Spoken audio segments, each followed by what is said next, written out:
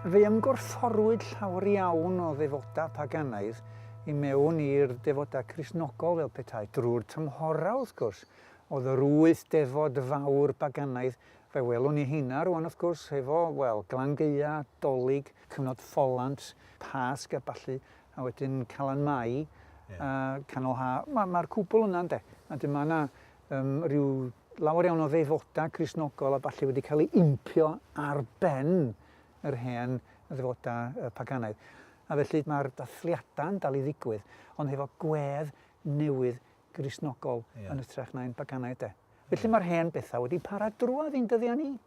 Fel y gwyled I hefo'r Dolig, mae hwnna'n rhyw lobsgaws mwyaf anhygoel o ddefodau Cristnogol a paganaidd, a bob dim ar allan hael erbyn rwan de. Erbyn rwan, mae'n secular de, gwyl y gwariau mawr di de. Ond na o, mae hwnna'n enghraifft glasurol rwsyd. Benthyg y syniad o'r Saturnalia neu gwyl lleu, ie.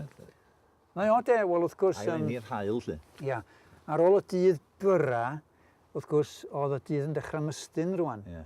Ac dyw'r hael rwan yn cael ei ail-enni'n de. Ac wrth gwrs, be nath yr eglwys yn penderfynu rhoi genedigaeth Crist yn lle lleu yr hen ddiw hael paganaidd yn y cyfnod arbennig yna llyn de.